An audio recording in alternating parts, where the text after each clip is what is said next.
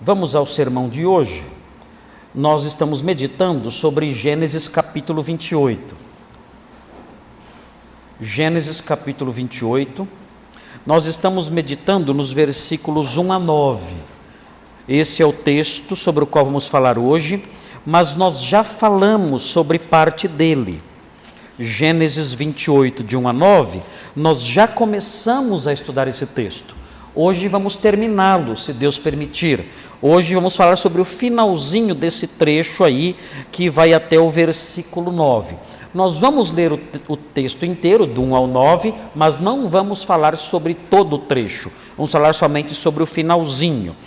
Veja então aí o que diz Gênesis 28, versículos 1 a 9. Diz assim: Isaque chamou a Jacó e, dando-lhe a sua bênção, lhe ordenou, dizendo: Não tomarás esposa dentre as filhas de Canaã. Levanta-te, vai a Padã-Arã, a casa de Betuel, pai de tua mãe, e toma lá por esposa uma das filhas de Labão, irmão de tua mãe.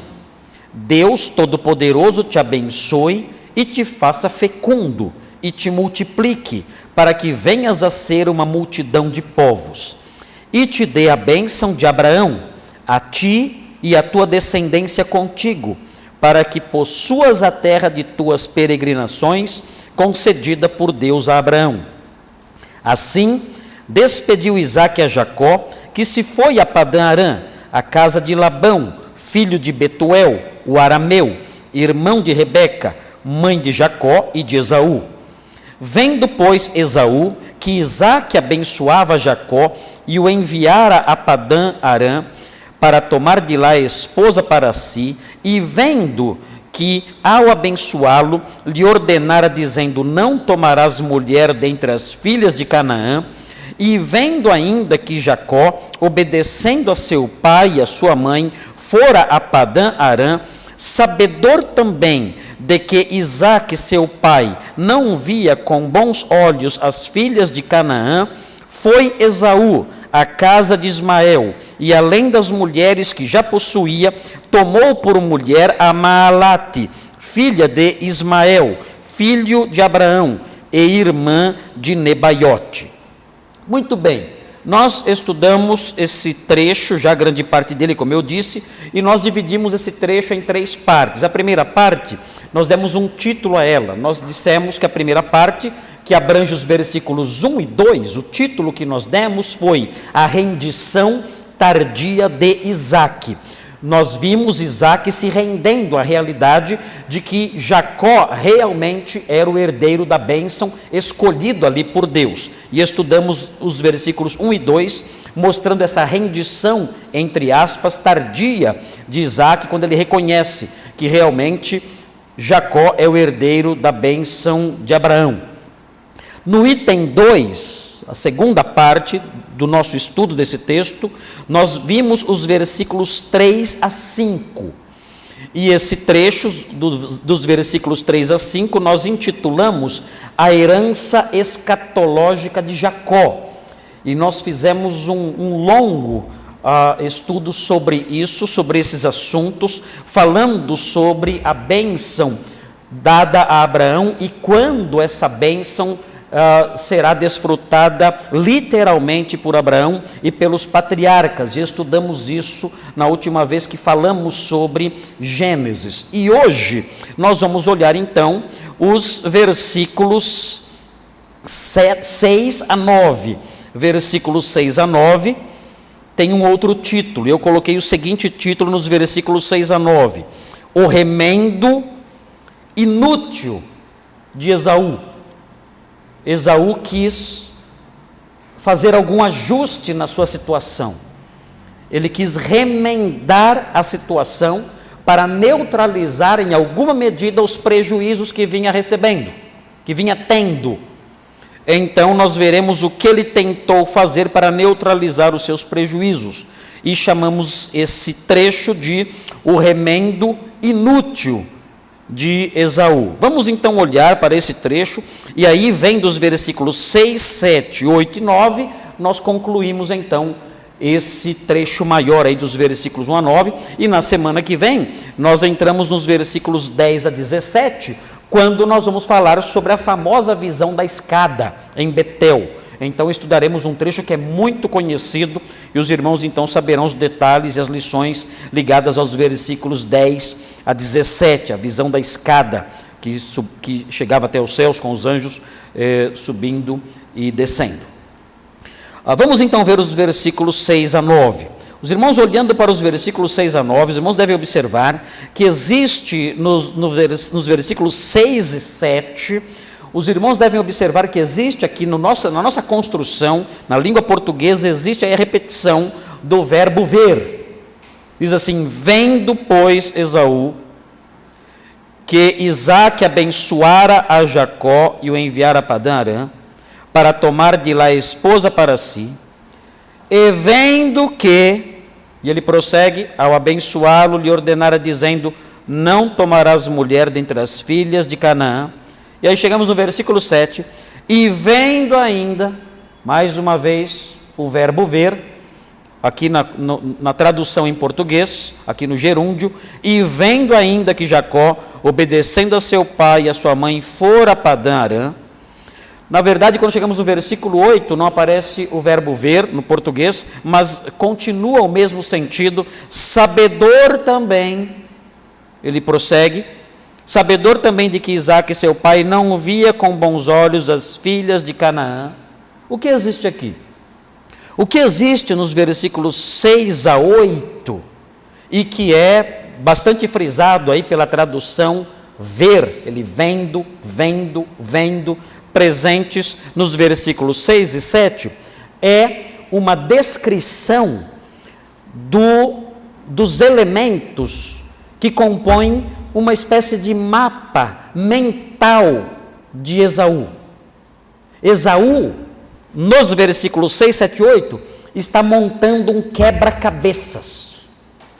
Ele está juntando as peças. E, juntando as peças, ele vai tomar uma decisão. E nós veremos que é uma decisão inútil. Veremos que é uma decisão acompanhada aí por sua execução, mas uma decisão sem fruto nenhum, infrutífera, estéril, que não ajuda em nada. Mas o que nós temos nos versículos 6, 7 e 8 é esse quebra-cabeças, em que ele vai pegando as pecinhas e vai juntando, e depois que ele junta as pecinhas do seu quebra-cabeças, ele diz: eu vou fazer tal coisa, e faz. Mas o que faz não vale nada. Então vejam aí, com atenção, o texto diz o seguinte, o texto diz: vendo, pois, Esaú que Isaque abençoara Jacó e enviara a Padã Arã, para tomar de lá a esposa para si, e vendo que ao abençoá-lo lhe ordenara, dizendo: não tomarás mulher dentre as filhas de Canaã, ele percebe isso aqui. Notem que a questão está toda voltada para o casamento, para a preocupação. O tema das preocupações, dessas pecinhas de quebra-cabeça, é a questão ligada ao casamento dele, e os casamentos dele e o casamento de Jacó. Tudo indica, parece, o texto não é claro nisso, mas parece que Esaú está juntando essas pecinhas, e a sua preocupação é provável que a sua preocupação seja talvez em não perder diante do seu pai a posição de favorito. Ele já havia perdido a bênção da primogenitura, já tinha perdido isso. Agora parece que ele não quer perder a posição de favorito. Ele percebe que seu pai abençoou, sendo enganado, ele abençoou Jacó. Ele percebe, conforme nós vimos nos versículos 1 e 2, ele percebe que Jacó finalmente se rende e abençoa mais uma vez seu filho Jacó e o despede, dando-lhe orientações acerca do seu casamento, sobre quem ele deveria se casar. Ele percebe isso, talvez ele tenha começado a se preocupar. Eu estou perdendo a minha posição de favorito. Quando nós viramos as páginas da Bíblia e chegamos um pouquinho antes, se você virar as páginas da Bíblia 2 vezes, você chega no capítulo 25 e você vê que Esaú era o favorito de Isaque. Veja aí 25, 28. Veja o que diz, 25, 28. Diz assim: Isaque amava a Esaú.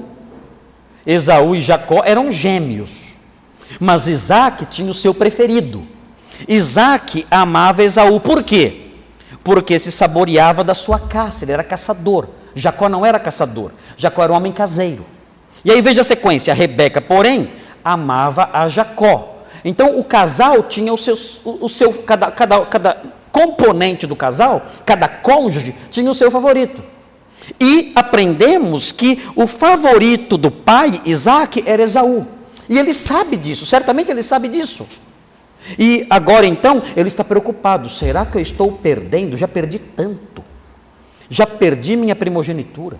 Já perdi o direito à primogenitura. Já perdi a bênção da primogenitura. Será que vou perder também o meu favoritismo? Será que é isso? Eu tenho que fazer alguma coisa. Ele percebe também que um dos elementos que o desfavorece, enquanto ele vai juntando as pecinhas do seu quebra-cabeças, ele percebe que um dos elementos que o desfavorece, que o deixa em desvantagem, são as suas esposas. Nós aprendemos, também voltando um pouquinho as páginas da Bíblia, chegando no capítulo 26, nós aprendemos, capítulo 26, versículos 34 e 35, nós aprendemos que Esaú se casou com mulheres que eram filhas de Et.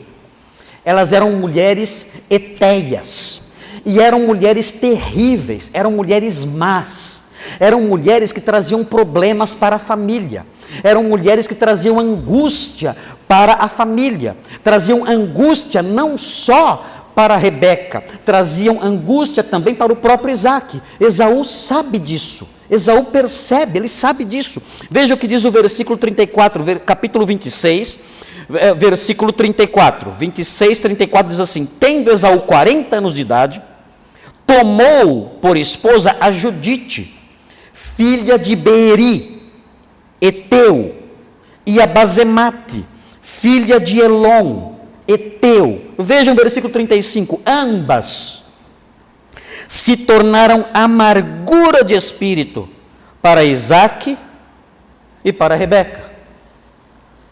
Eram as noras que tornaram a vida de Isaque e Rebeca um inferno.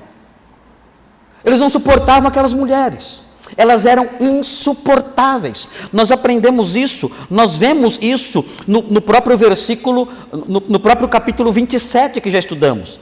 Rebeca dizendo para Jacó: eu não vou suportar se eu tiver mais uma nora que tem esse perfil, que pertence a esse povo, que pertence aos descendentes de Et. Não dá, eu prefiro morrer do que ter mais uma nora desse tipo, ela diz.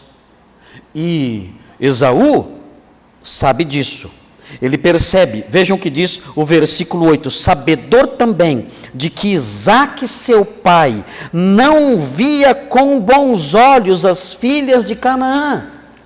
Ele sabe disso, ele pensa: eu estou perdendo espaço, já perdi muito, vou perder inclusive a minha posição de favorito com meu pai. E uma das razões disso são as minhas esposas. Eu preciso neutralizar isso de alguma forma. Para quê? Será que ele achava que poderia reconquistar a bênção que tinha sido dada ao seu irmão, conforme aprendemos? É muito difícil que ele sonhasse com isso. Nós sabemos, nós já estudamos isso também, pelo capítulo 27, por alguns indícios presentes no capítulo 27, nós percebemos que a bênção que Deus deu a Jacó era irrevogável. Não havia como aquela bênção ser cancelada e transferida para Esaú. Nós vemos no versículo 33, 27, 33. Vejam o que diz. Diz assim: então estremeceu Isaque, 27, 33. Estremeceu Isaque de violenta comoção e disse: quem é, pois, aquele que apanhou a caça e matrou-se? Eu comi de tudo antes que viesses e o abençoei. Ele narra aqui o momento em que foi enganado. Ele fala: eu comi da caça, pensando que era você, Esaú, e eu abençoei a pessoa que veio aqui e me enganou. E ele, diz o texto, e ele será abençoado. Não há o que eu possa fazer. Mesmo tendo sido enganado, mesmo tendo sido conduzido a erro, o que eu fiz tem validade permanente. Não há como eu voltar atrás. Não há como eu cancelar o que eu fiz. Vejam também o versículo 37. Diz assim: então respondeu Isaque a Esaú: eis que o constituí em teu senhor. Ele está dizendo a Esaú. Esaú está desesperado ao ouvir que a bênção foi dada a Jacó e ele ficou sem nada. E ele diz: eis que o constituí em teu senhor, diz Isaque a Esaú, e todos os seus irmãos lhe dei por servos, de trigo e de mosto apercebi. Que me será dado fazer-te agora, meu filho? Ou seja, não tem remédio. A bênção é dele. Não tem como eu dar a bênção para você. Não tem jeito. Então nós pensamos, o que Esaú queria ao montar esse quebra-cabeças e tomar a decisão que ele tomou de procurar então esposa em outra família? O que ele queria com isso? Nós não sabemos ao certo. A bênção da primogenitura ele não poderia obter. Não havia como ele conquistar isso.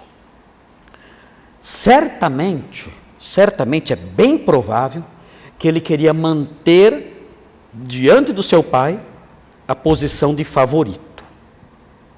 Queria agradar seu pai para manter pelo menos a simpatia do seu pai. Talvez para conquistar alguma vantagem que nós não sabemos qual é. Mas ele toma aí alguma medida. Talvez ele pense: eu já estou muito mal. Eu já perdi tudo. E aí, para piorar, estou perdendo por causa das minhas esposas perversas. Eu estou perdendo a minha posição de filho querido, de filho favorito. Eu tenho que consertar isso de algum modo. E então ele toma a decisão que está aí descrita no versículo 9. Vejam o que ele faz então. O texto diz assim: foi Esaú à casa de Ismael. Quem era Ismael? Nós já o conhecemos. Ismael era irmão de Isaque, filho de Agar, meio-irmão de Isaque. Nós já sabemos o que aconteceu. Ele foi expulso, foi rejeitado. Sara disse: eu não quero que esse moço seja herdeiro com meu filho Isaque. E Agar e Ismael foram expulsos. Nós estudamos toda essa história já. E aprendemos então que o filho da escrava foi rejeitado e ficou fora da bênção de Abraão. E Isaque se tornou ele, e somente ele, o herdeiro da promessa, o herdeiro da bênção de Abraão, somente Isaque. Ismael não. Mas Ismael era filho de Abraão e era irmão de Isaque. O que nós vemos aqui, certamente, é o raciocínio de Esaú pensando assim: Jacó foi buscar esposa com um tio materno. Ele foi até Arã, até a região de Padã Arã, para encontrar esposa dentre as filhas de Labão. Labão era irmão de Rebeca.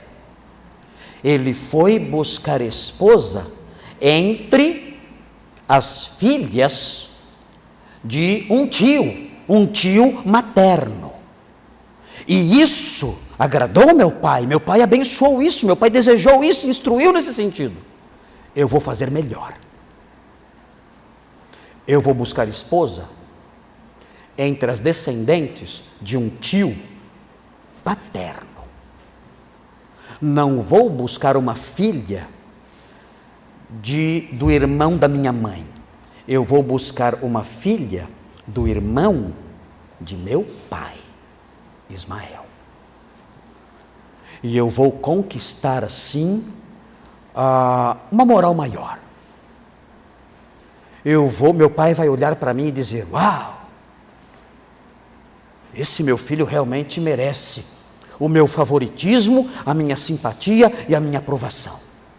Jacó foi procurar esposa entre os tios da parte da família da sua mãe. Esaú não. Esaú foi buscar esposa entre os tios do meu lado, do lado paterno. E ele foi ali então.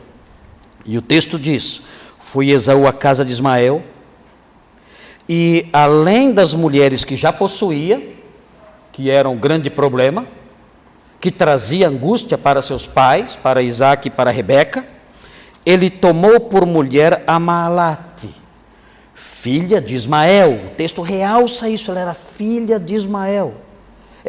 Foi essa filiação que motivou Esaú, filha de Ismael, filho de Abraão e irmã de Nebaiote.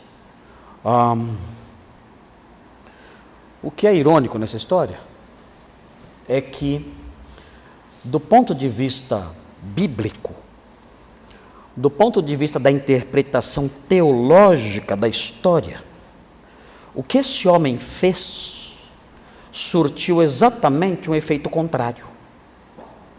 Isso talvez não da perspectiva dele, o texto não narra os pensamentos dele aqui. Ele vai sair agora da história, ele vai voltar na história, a história mais para frente, quando ele vai encontrar o seu irmão na volta, quando o seu irmão Jacó estiver voltando, 20 anos depois, quando estiver voltando de Padã Arã, aí nós veremos Esaú novamente na história aparecendo, já bem mais velho, já com uma postura bem diferente, um homem mais maduro, mais sensato, mas ele vai desaparecer da história agora, não vai aparecer mais. Então nós não sabemos ao certo o que ele pensava. Nós não temos uma descrição no próprio texto que diz os seus motivos, os seus pensamentos, as suas motivações. Nós não temos isso.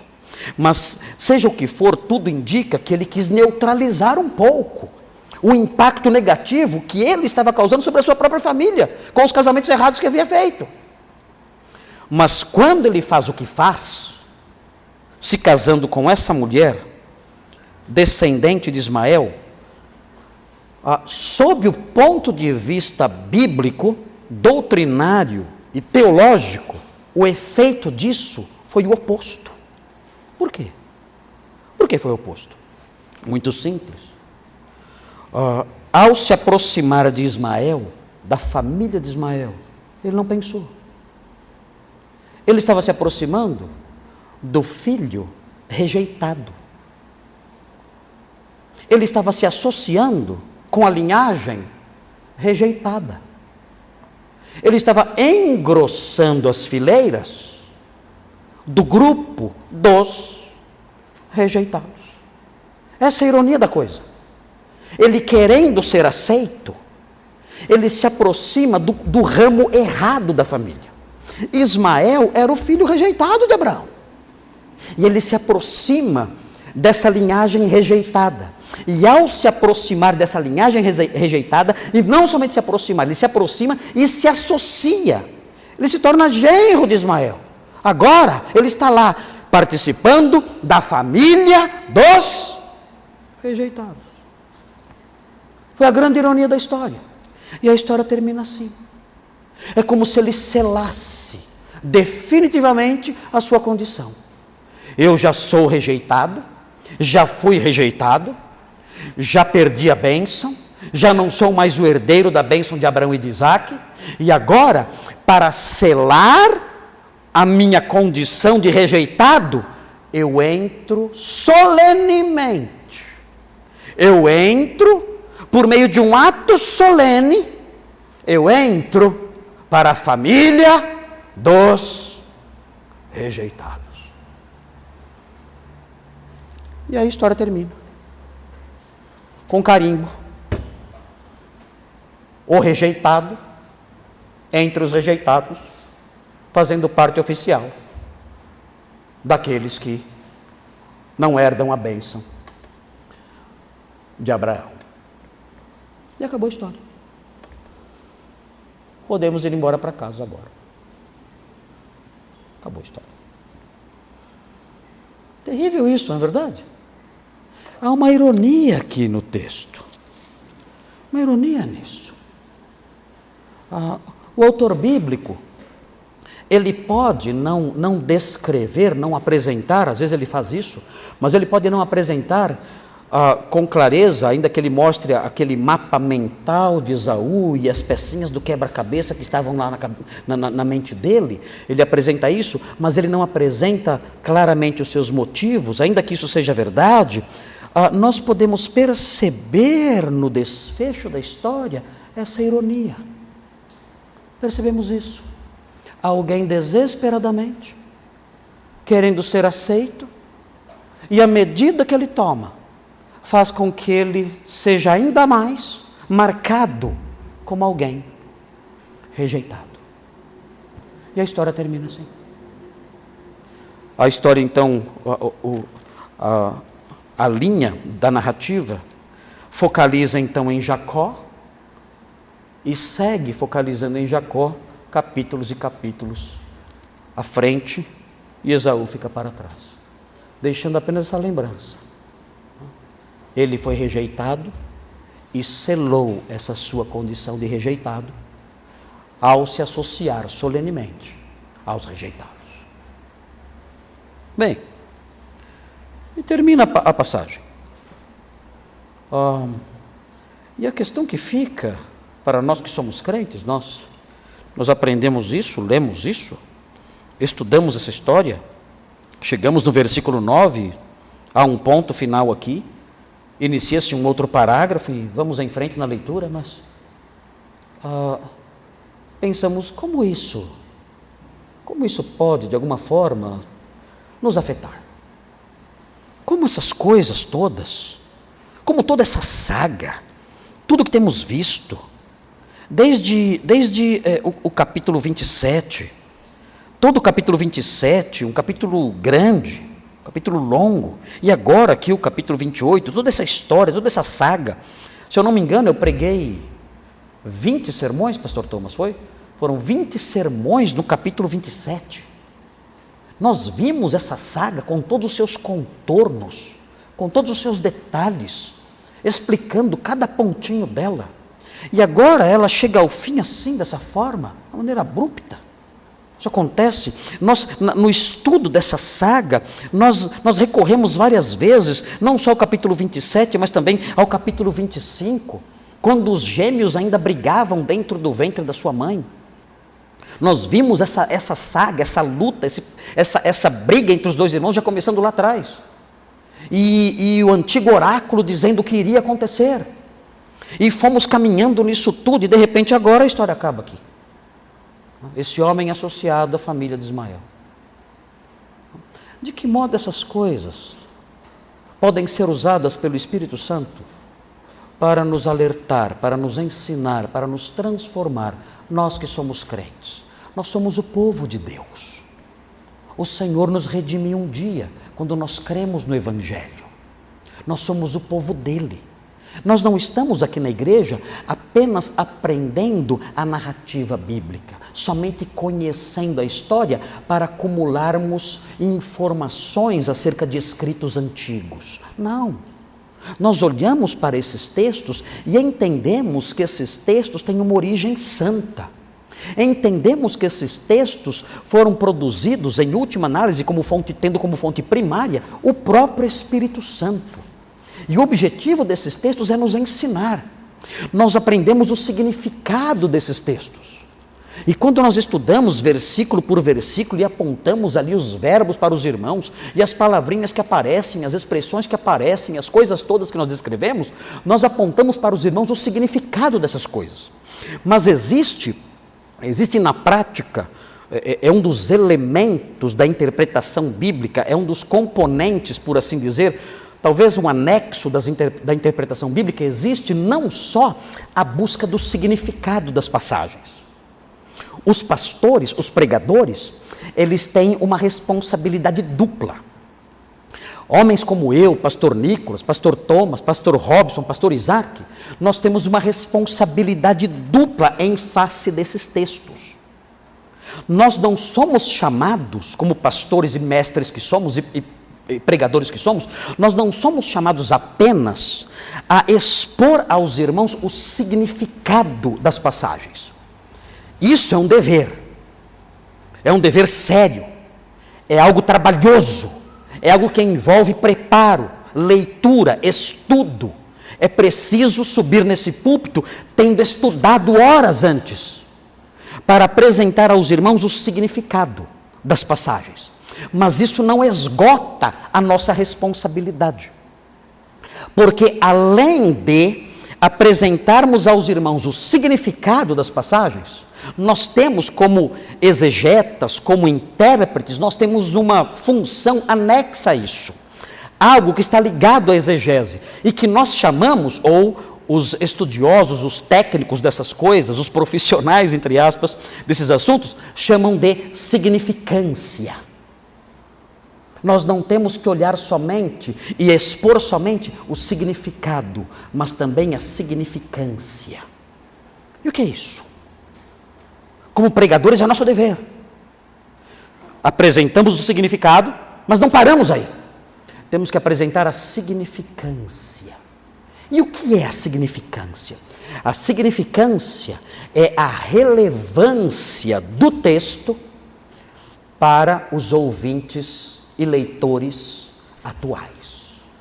De que modo um texto como esse afeta a nossa vida? Essa é a significância. Aprendemos o significado, olhamos as expressões todas, explicamos o sentido de cada linha, expomos o significado. Diante disso, temos que perguntar qual é a significância, a relevância disso para nós hoje, para mim, para a minha vida.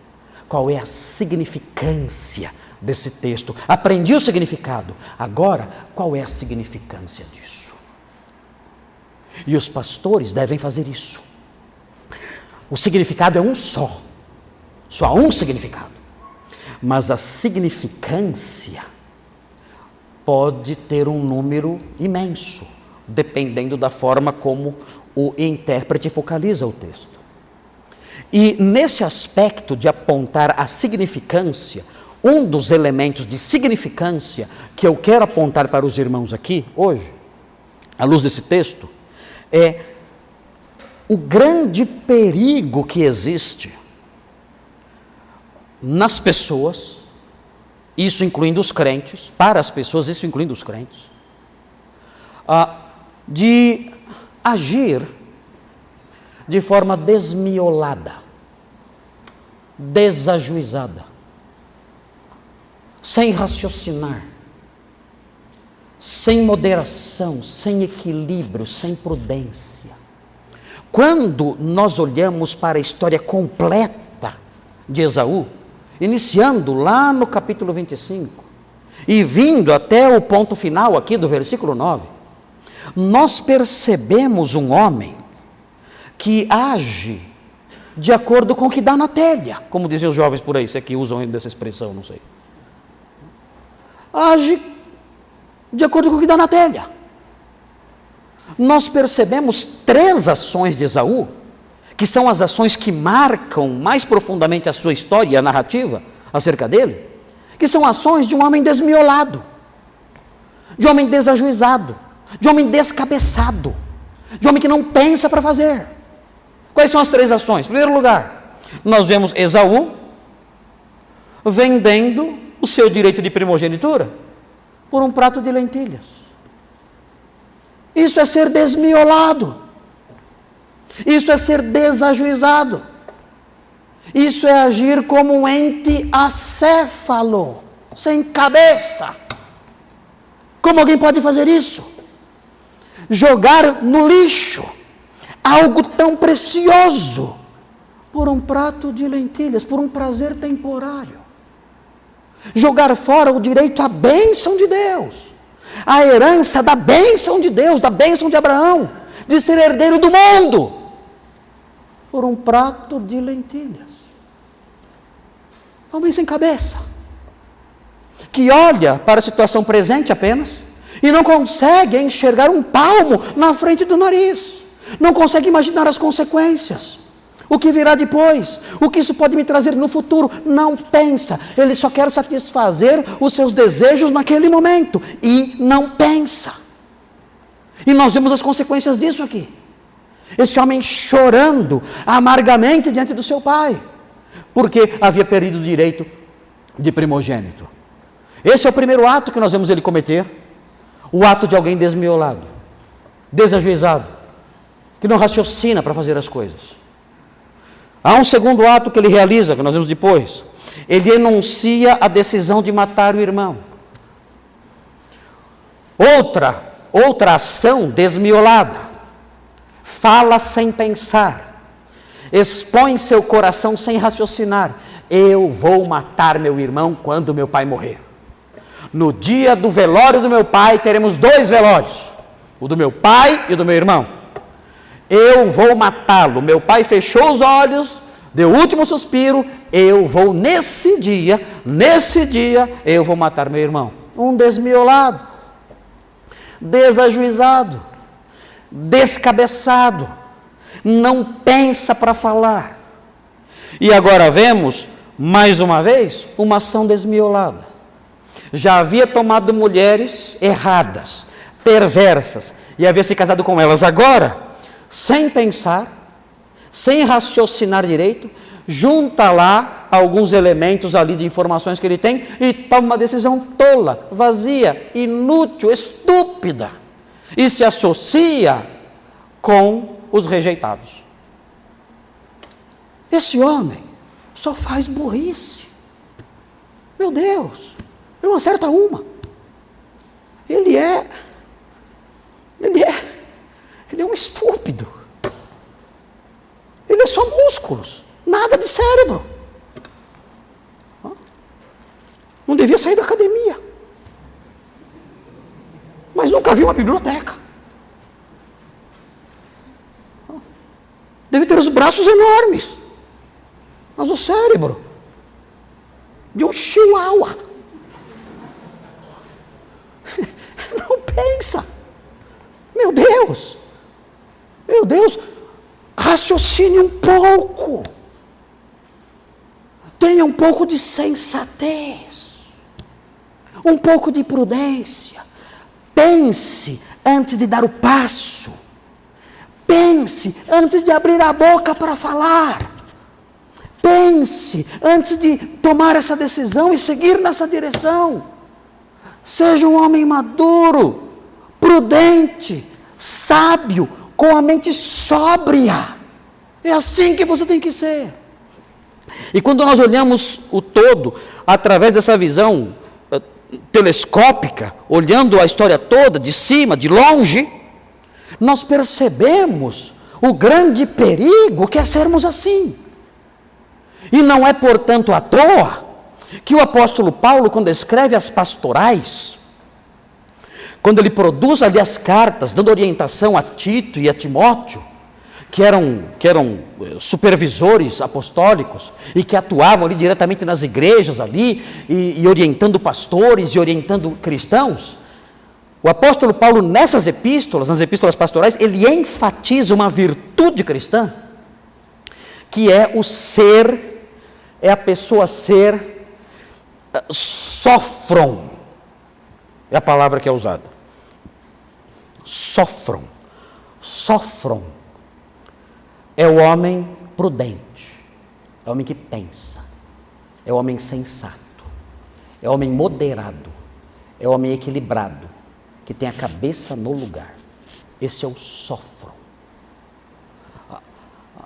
E o apóstolo Paulo, ao tratar ali diretamente com homens que tinham responsabilidade junto aos crentes, uma das virtudes que ele mais enfatiza, aliás, nas pastorais, o termo aparece muitas vezes, o termo e palavras ligadas, relacionadas, correlatas, ligadas a esse termo, sofram. Nós temos que memorizar esse termo, sofram. O crente, de acordo com o apóstolo Paulo, uma das virtudes centrais para que ele seja um crente mesmo, de bom testemunho, uma das virtudes principais é ele ser sofram. Ele ser equilibrado, moderado, sensato, ponderado, ter a mente clara, sóbrio. Falar, agir, decidir com os pés no chão, com os olhos límpidos, com a mente límpida. E então seguir aí nas suas direções. Para os irmãos terem uma ideia de como isso é constante nas pastorais e como nós, como crentes, temos que desenvolver isso. Vejam, por exemplo, para ilustrar isso, tem as pastorais aí vários exemplos, mas eu quero mostrar o livro, a carta de Tito. Vejam o avesso de Esaú, em Tito. Vejam o avesso de Esaú. Tito. Vejam o capítulo 1. Diz assim, Tito 1, versículo 8. Falando sobre os pastores. Isso é para os 5 pastores da igreja. Vejam, os pastores devem ser, ou o pastor deve ser, hospitaleiro, amigo do bem, sóbrio, veja, sóbrio, sofram. O pastor tem que ser sensato, equilibrado, moderado, prudente, tem que pensar, pesar, não pode agir de forma amalucada. E aí as virtudes continuam. O pastor tem que ser justo, piedoso, que tenha domínio de si. Veja o capítulo 2. Veja o que diz o versículo 2. Tito 2, versículo 2. Fala assim: quanto aos homens idosos, os irmãos aqui mais velhos, quanto aos homens idosos, que sejam temperantes, respeitáveis, vejam agora, sensatos, sofram, sensatos, prudentes, equilibrados, que não agem de modo desajuizado, que não reagem como loucos, não, mas sensatos, equilibrados, prudentes. Vejam a sequência, vejam o versículo 4. Quanto às mulheres idosas, semelhantemente, que sejam sérias em seu proceder, não caluniadoras, não escravizadas a muito vinho, sejam mestras do bem, e aí vem o versículo 4, a fim de instruírem as jovens recém-casadas. Qual é a expressãozinha que aparece aqui? É o verbo sofronizar. Mas pastor, não existe esse verbo, agora inventei e ele existe agora. Acabei de inventar. As mulheres idosas devem sofronizar as mais novas. Elas devem ensinar as mulheres mais novas a serem sófronas, a serem sensatas, moderadas, equilibradas, prudentes, ponderadas. Elas devem ser assim, essas mulheres mais idosas, e devem ensinar, devem sofronizar as mais novas. Vejam a sequência, veja quando nós chegamos no versículo 5, sofronizem as mulheres mais novas, a fim de que elas sejam, e vem aqui de novo, sensatas. Mais uma vez a palavrinha, sofram. Sofronizem as mulheres mais novas, mulheres mais velhas, sofronizem as mais novas, para que as mais novas sejam sófronas, para que elas sejam moderadas, prudentes, sensatas, equilibradas. E o texto prossegue, chegamos no versículo 6. Quanto aos moços, de igual modo, exorta-os para que em todas as coisas sofram. Na verdade, aqui a palavrinha é o verbo também. Ensine os moços para que os moços se sofronizem. Os moços devem se sofronizar. As mulheres mais velhas devem sofronizar as mais novas. E os moços em geral devem se sofronizar. Eles devem se transformar em pessoas moderadas, equilibradas, sensatas, ponderadas. Vejam o versículo 12. Diz assim, começando com o versículo 11. Porquanto a graça de Deus se manifestou salvadora a todos os homens, educando-nos. A graça de Deus é uma mestra, é uma professora, e ela nos educa. A graça de Deus nos educa. E vejam o versículo 12, como ela nos educa. Ela nos educa para que, renegadas a impiedade, que é a irreverência, o descaso pelas coisas de Deus, negando a impiedade e as paixões mundanas, as inclinações naturais e pecaminosas, vivamos no presente século de modo a mostrar que somos sófron. Aparece aqui a palavrinha. Vivamos no presente século sensata, justa e piedosamente. Paulo está dizendo, a graça de Deus nos salvou, mas ela não somente nos salvou. Além de salvadora, ela também é educadora.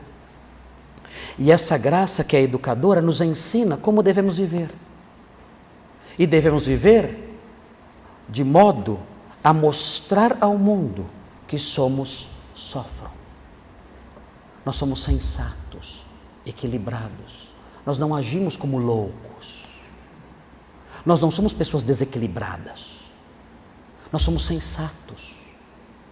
Nós somos prudentes. Nós pensamos antes de falar. Nós pensamos antes de agir. Nós pensamos antes de decidir. E agimos sempre assim, porque a graça de Deus nos ensinou a sermos assim. Nós não somos pessoas desequilibradas, como nós vemos os evangelhos por aí fora, berrando, gritando, como loucos, se comportando como animais. Nós não somos assim. Nós somos crentes mesmo. A graça de Deus nos educou. E ao nos educar, ela nos sofronizou. Nos transformou em pessoas sensatas, moderadas, equilibradas, sérias, que pensam, que raciocinam, que tomam decisões ponderadas. Nós nos tornamos assim, porque a graça de Deus nos educou. Nós não somos como Esaú. Nós não olhamos para um prato de lentilhas e chutamos toda a vida no lixo por causa de um prazer temporário. Nós não somos assim, nós pensamos. Nós olhamos para o prato de lentilhas e dizemos, esse prato realmente é delicioso, mas esse prato pode destruir minha vida.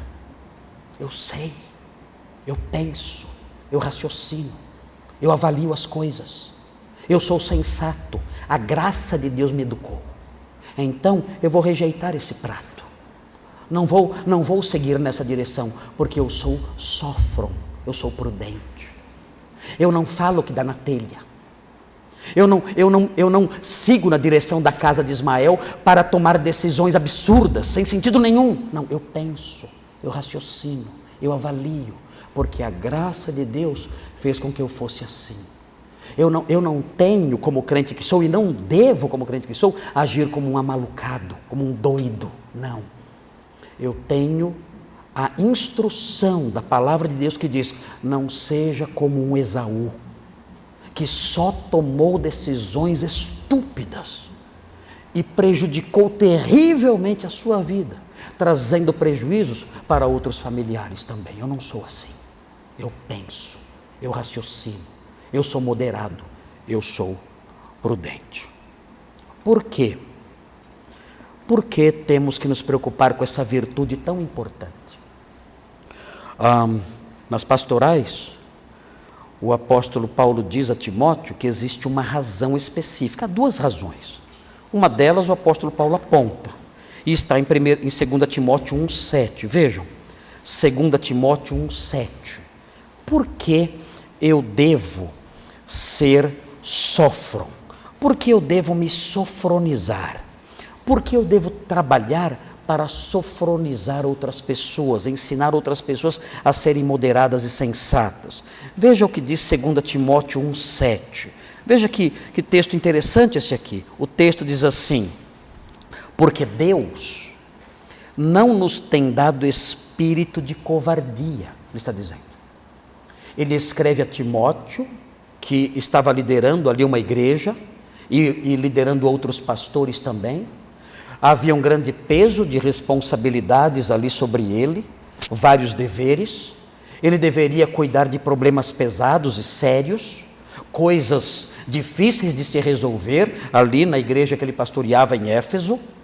E Paulo então diz, Timóteo, Deus não nos tem dado espírito de covardia, que não é um demônio chamado covardia, não é isso? Não é que na Bíblia, quando aparece a palavra espírito, muitos evangélicos já pensam que é demônio. Então tem que expulsar o espírito da covardia, sai covardia, não é isso. Aqui espírito de covardia é uma disposição interior marcada pelo medo. É isso, não é que tem um demônio que chama covardia, não existe isso. É uma disposição interior da pessoa. Está dizendo, olha, Deus não colocou essa disposição covarde em nós, Ele não fez isso. Mas vejam, Ele nos deu uma disposição, Ele nos deu espírito de poder, ou seja, força, amor e moderação. Aqui, a qualidade do sófron. Ele está dizendo, olha, nós que somos crentes, nós recebemos de Deus, no nosso interior, no nosso espírito, no nosso coração, nós recebemos essas coisas. Recebemos capacitação para realizarmos as coisas, recebemos amor para exercermos as nossas funções e recebemos moderação, equilíbrio, prudência. E isso é muito importante. Notem, isso está em oposição à covardia. E por que é importante perceber essa oposição? Porque se nós não formos sófron, nós seremos covardes. Como? Como seremos covardes? Sim, seremos covardes. Como age a pessoa covarde? Qual é o comportamento da pessoa covarde?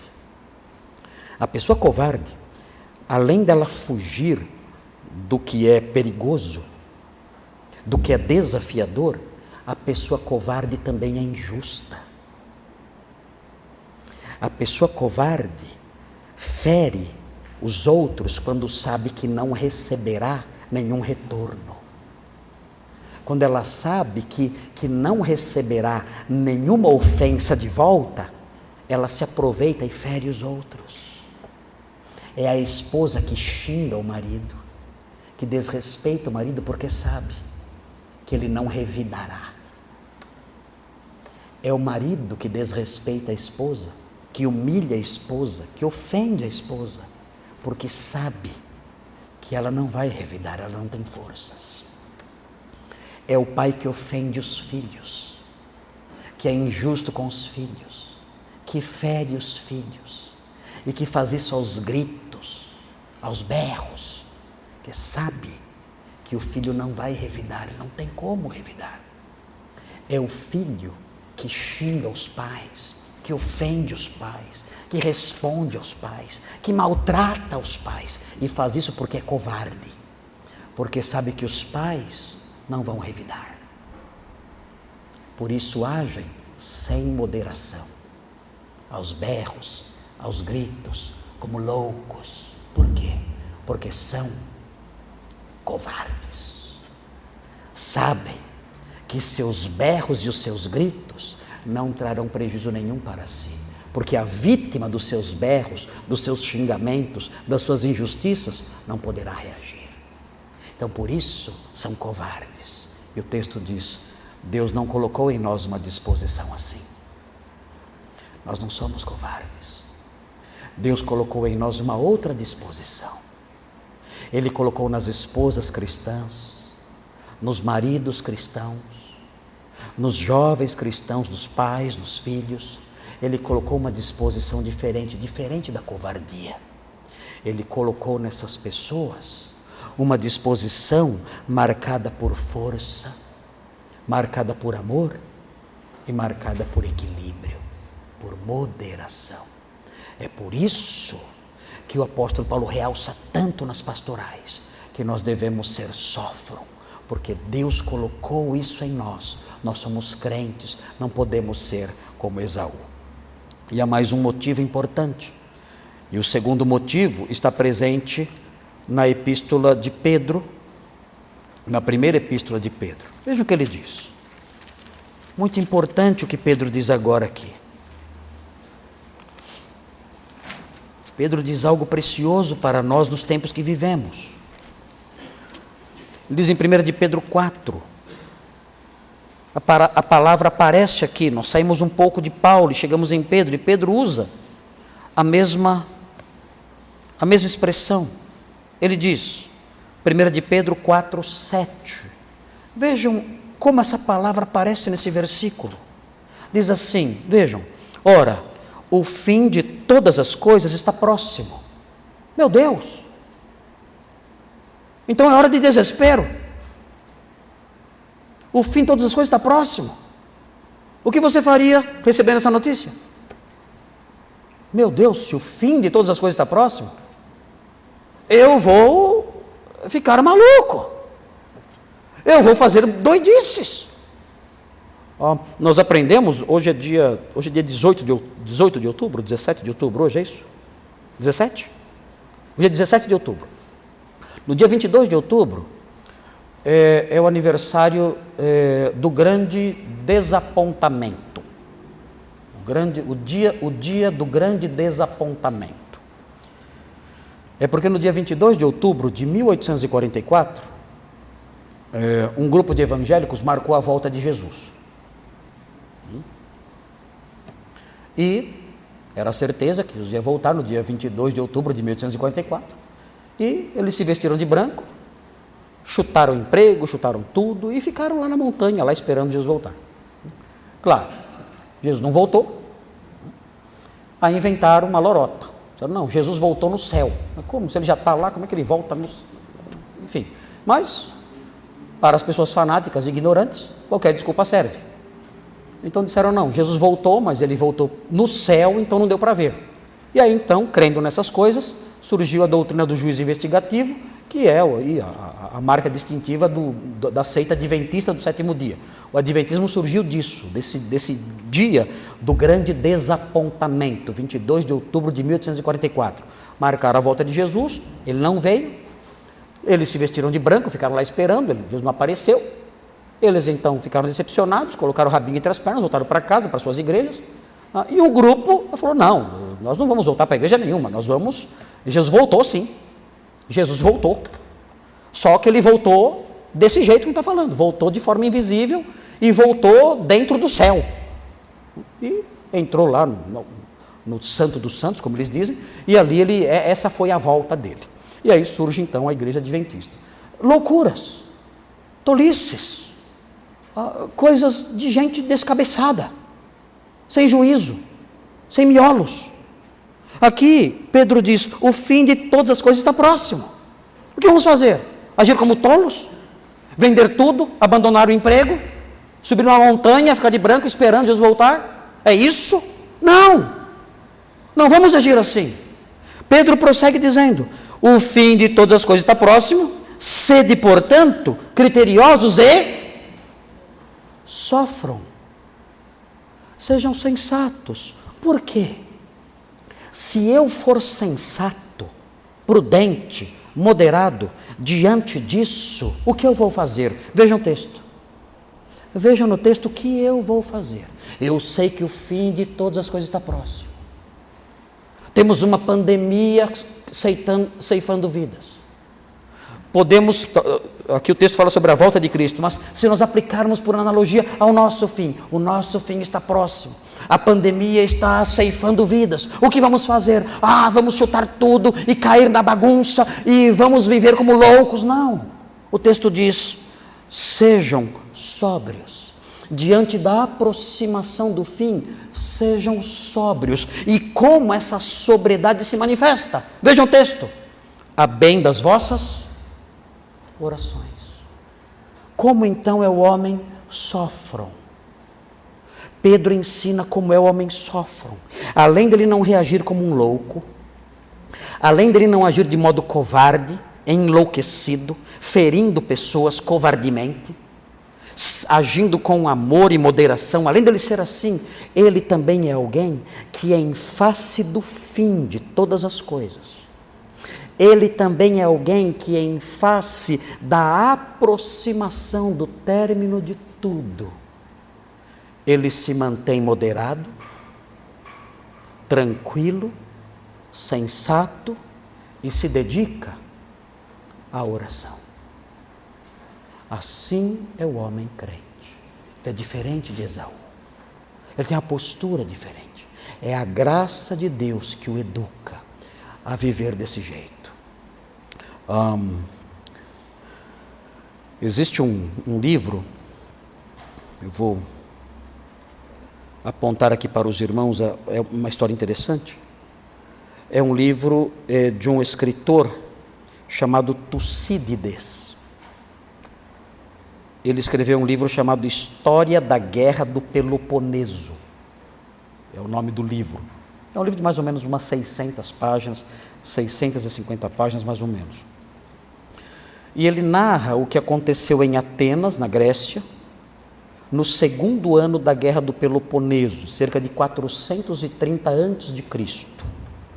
430 a.C., a cidade de Atenas estava cercada e ela foi acometida por uma epidemia, uma peste terrível. E as pessoas começaram a morrer. E não havia esperança de sobrevivência. E há aqui o relato acerca dessas coisas, vários trechos interessantes sobre isso.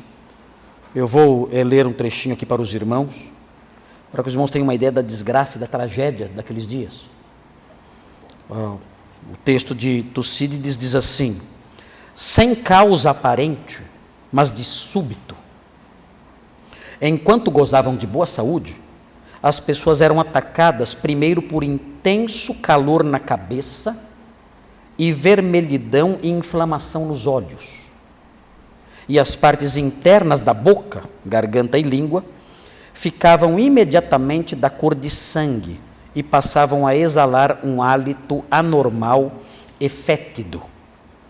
No estágio seguinte apareciam espirros e rouquidão. E pouco tempo depois, o mal descia para o peito, seguindo-se tosse forte. Os médicos de hoje discutem que doença é essa. Alguns falam que era peste bubônica, outros falam que é a tifo e coisas assim. Quando o mal se fixava no estômago, este ficava perturbado e ocorriam vômitos de bile de todos os tipos, mencionados pelos médicos, seguidos também de terrível mal-estar.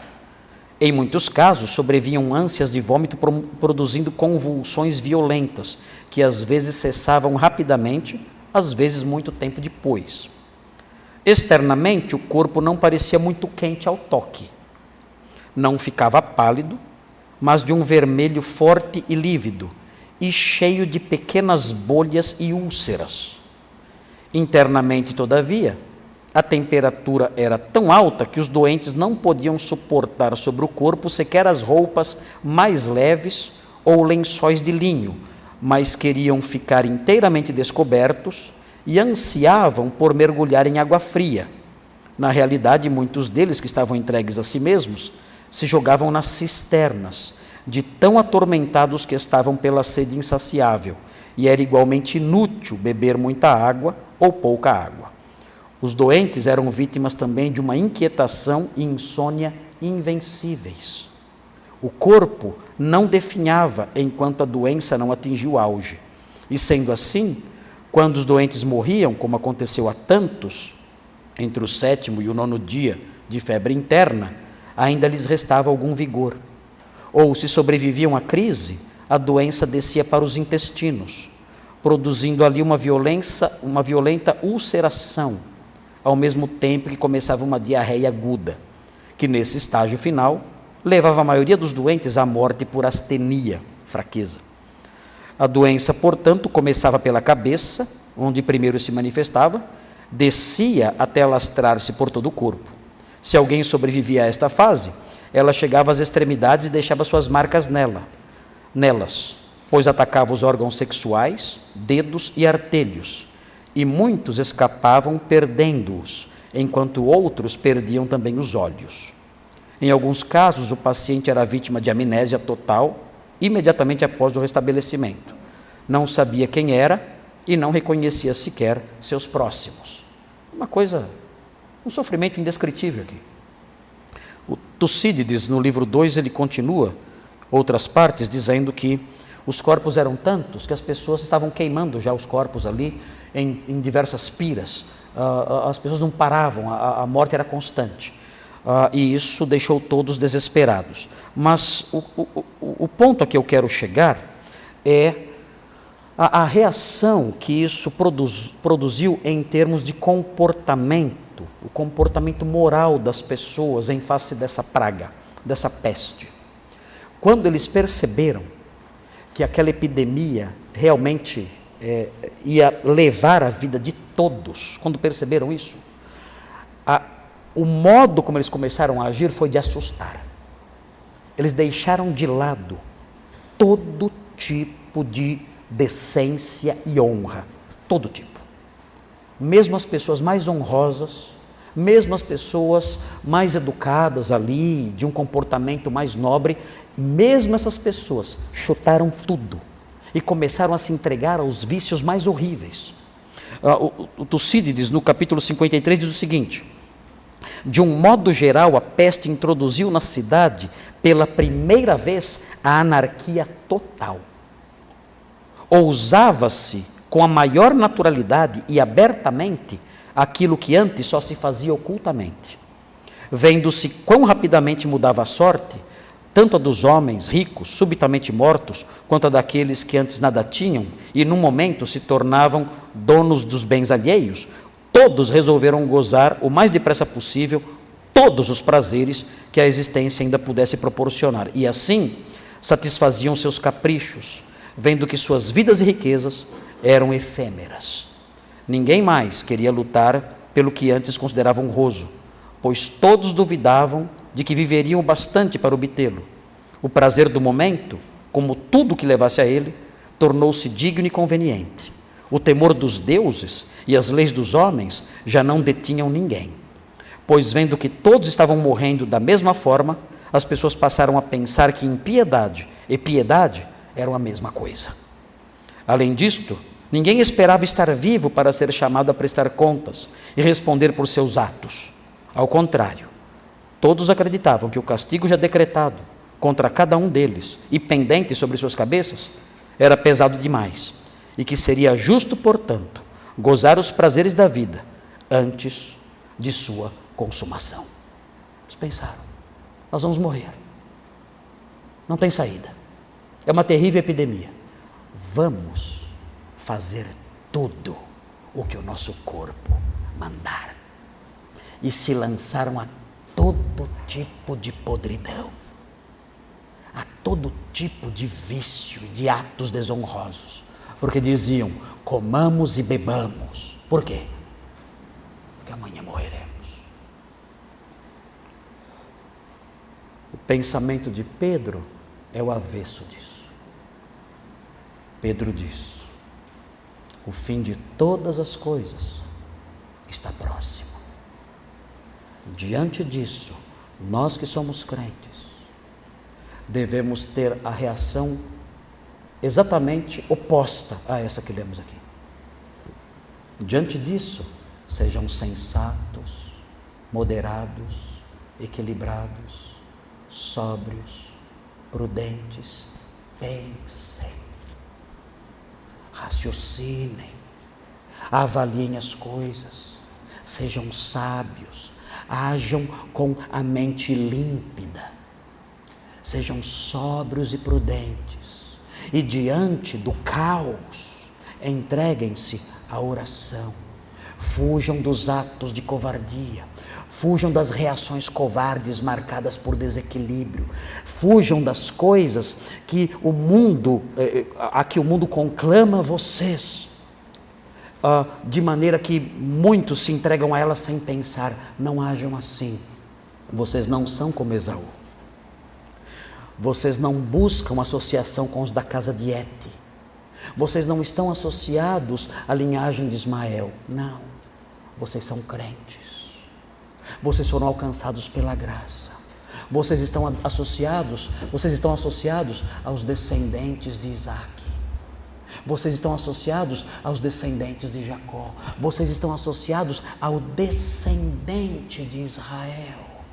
Vocês foram alcançados pela graça, a graça que salvou e a graça que educa. E essa graça que educa colocou em vocês elementos para que vocês sejam prudentes e sensatos. Vivemos dias amalucados. Vivemos dias em que as pessoas se lançam a todo tipo de lixo sem pensar. Jovens, velhos, todos se lançando em modelos de vida que são vergonhosos, tentando aproveitar ao máximo a vida que, segundo seu entendimento, lhes escorre pelos dedos. Nós não. Nós sabemos, o fim de tudo está próximo. Eu não vou agir como um covarde. Deus não me deu um espírito de covardia. Não vou ser como Esaú, que anda como um louco, tomando decisões sem pensar. Não, eu sou moderado, eu sou sófron, eu vou agir com moderação, aguardando em oração a vinda do Senhor, vivendo com amor, poder e moderação e sobriedade, para a glória do meu Deus. Eu sou um crente, eu sou um crente. Quando olhamos o universo evangélico à nossa volta, nós pensamos que estamos diante de um hospício, loucos, gritando, berrando, agindo como retardados. Nós não. Nós aprendemos na palavra de Deus, aprendemos o seu significado e a sua significância, e a palavra de Deus entrou em nós, e nós então sabemos agora como devemos nos comportar em casa, no trabalho, na escola, na igreja. Nós vamos agir como sábios, sensatos, moderados, equilibrados. A graça nos educou. Não somos como Esaú. A graça nos salvou e a graça nos educou. Vamos orar a Deus. Senhor, ajuda-nos a assimilar a lição preciosa da sua graça. Senhor Deus, as pessoas do mundo agem como animais, seguem seus instintos, seus desejos, suas paixões, falam sem pensar, agem sem pensar, reagem sem refletir, seguem seus instintos naturais sem nenhum freio, tomam decisões tolas, vazias e prejudiciais a si mesmas. São pessoas que agem de modo desenfreado, sem moderação, sem sabedoria e sem prudência. Jovens jogando suas vidas no lixo por causa de pratos sujos, de comida podre. Pessoas tomando decisões que afetam suas famílias para sempre, de modo devastador, porque não tem sobriedade, sabedoria e prudência. E pessoas em face do fim, tentando arrancar deste mundo qualquer coisa, como se toda a realidade se resumisse nisto aqui. Senhor, nós, no entanto, somos crentes. Nós fomos salvos pela graça e educados pela graça. A graça nos educa. E depois de nos salvar, ela nos ensina a vivermos neste mundo de modo sensato, com moderação, com equilíbrio, longe de gritarias, de loucuras, de atos desajuizados. Nos ensina a não agirmos com covardia, mas agirmos com amor e moderação. E nós agradecemos porque o Senhor não apenas nos salvou, o Senhor também nos educou. Obrigado por isso, porque não somos como animais. O Senhor nos humanizou, o Senhor realçou a nossa humanidade, nos educando como crentes que somos. Ajuda-nos, ó Deus, ajuda-nos para que, nas diversas realidades em que estamos inseridos, possamos refletir essa sabedoria, essa sobriedade e essa prudência de que a sua palavra fala. E isso para o louvor do seu nome, para que o mundo veja que somos apegados à descendência de Jacó e não apegados à descendência de Esaú. Ajuda-nos nisso, pedimos, e louvamos o seu nome por tudo. Em nome de Jesus. Amém.